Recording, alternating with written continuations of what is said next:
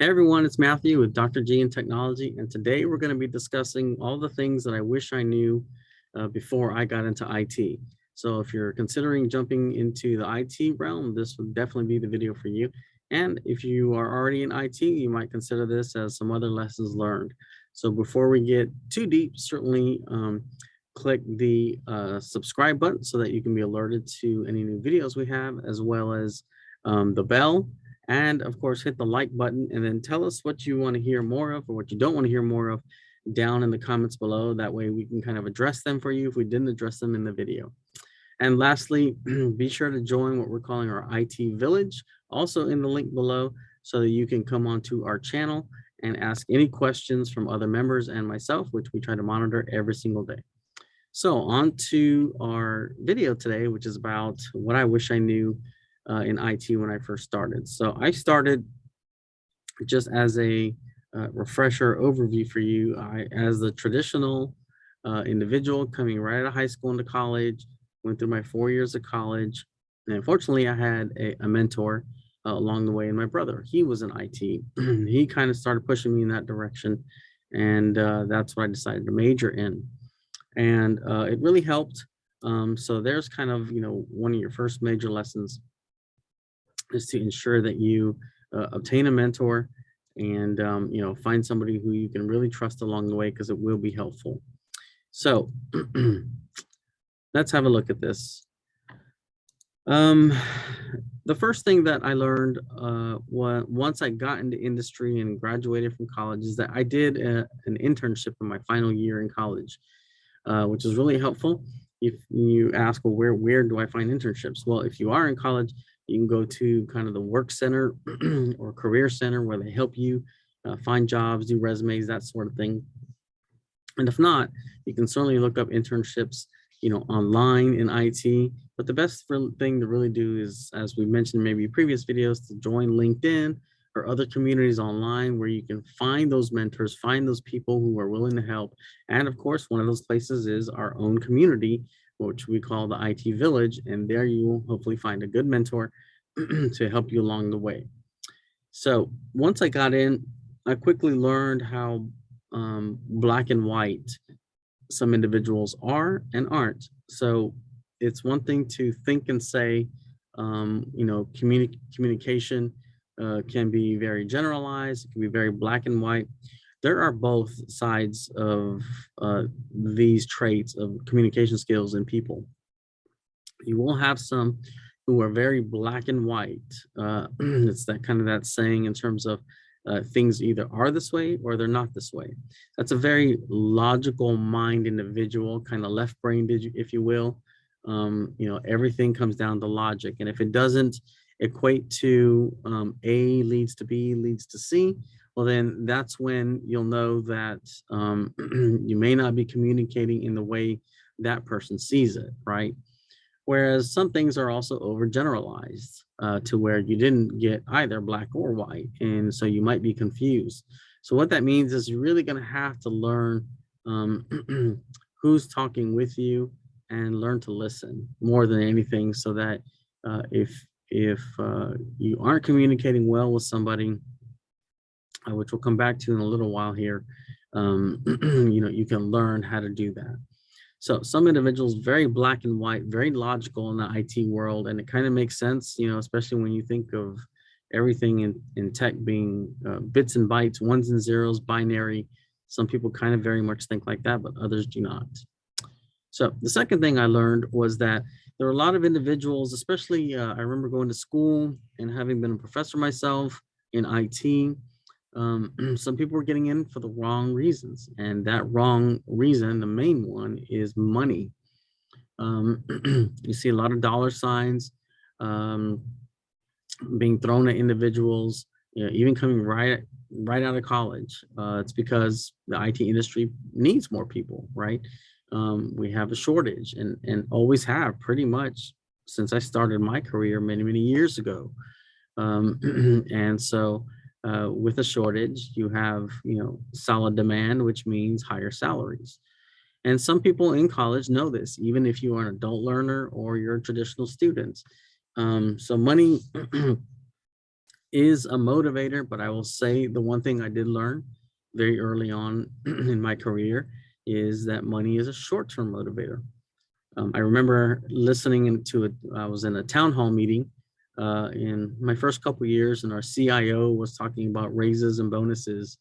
And he mentioned that, he said, raises and bonuses are great, but they're short-term motivators. They won't last very long in terms of you getting complacent or bored or what have you. And the same goes true for if you're choosing this as a career, IT. Money cannot be your main motivator. Sure, adults need, income, money, etc. But my guess is if it is the main motivator, you will likely be very unhappy and or out of the IT industry before you know it, either by your own accord or just, through the natural state of quarter progression of getting into a job and it may not being a fit. Therefore, IT is not a fit. So money, not a good motivator to stay in IT. It helps for sure, but just know that it will be very short term in nature if you decide to keep it. The third thing that I learned very quickly is, me coming right out of college, I knew that it was not going to be the end all be all. I knew that there was going to have to be more education. The interesting thing to know is that it just never stops. Even 20 plus years later, I'm still finding ways to get educated, whether it be informally by watching videos, more formally attending conferences, and even more formally, getting certified or going through education, such as college, what have you, training.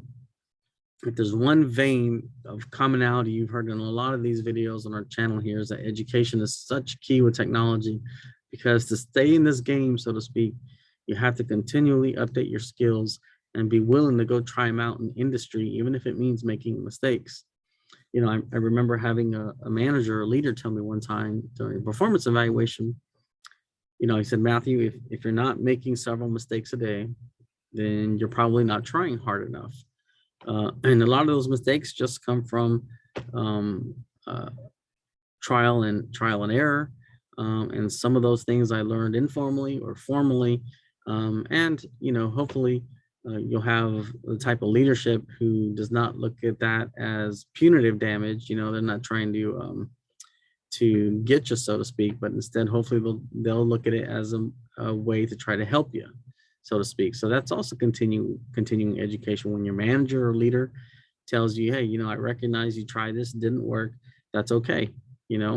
Maybe here's how you can do it to better or improve, right? So that's also part of the continuous education. That's not just, the books and certifications, but also your willingness to go out on a limb and try some things, calculated risks, if you will, on the job. So continuous education never ends, even through performance evaluations. The fourth thing that I like to always consider, and something I would ask you to consider, is something called the why. So what is the why? Well, it's that point where you reach in your career to where you've kind of come up, if you will, up the ranks. You've been maybe a technical person, a programmer, an analyst, and eventually you realize, you know what, I either need to start going a managerial route or stay a technical route, right? So your career will go in one of these two paths, right? Kind of a fork in the road. And that's what the why is. And at some point in your career, you'll have to decide which path to take. Those individuals who decide to take the fork in the road where they stay technical, they very much always have to be in the continuous education, usually, and not necessarily always by getting certified, but be willing to learn new technology maybe every 3 years, such as a new language comes out, a system is going to get sunset in the company you're working for. They're going to rewrite it in this new type of software. And guess what? You have to be the person to learn that software and then help migrate that new system from the old of what you've known to the new of what you need to know as a technical person. So, people who stay a technical route in their career you always have to be willing to get trained. The individual who gets more of the manager leadership route, will also have to be trained in terms of leadership. And usually that comes through mentorship. You know, maybe they'll get assigned a mentor, a leader, a manager who's 1 or 2 layers above them, or even someone equal to them, to kind of learn what it means to be a leader of people. So now you're not necessarily managing processes or code or anything like that, but now you're really managing people, as well as issues, risks, having to communicate upward without knowing all of the facts. And that can be risky. It feels dangerous at times when you don't know everything. But that's what comes with leadership, managerial, administrative type of position. And so at some point, your career will come to that why, and you'll eventually decide, which path do I take? In my case, I've kind of gone back and forth in between. Sometimes I'll stay in the path of my IT career where I'm in the leadership realm. And other times I'll decide, you know what, I need a break from that. I'll go back to the technical side.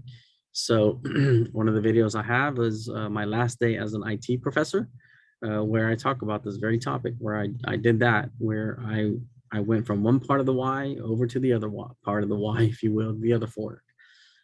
So just know that that day is coming for you. And a lot of the times, if you're asked, well, how do I know? Matthew, how do I know which route to go?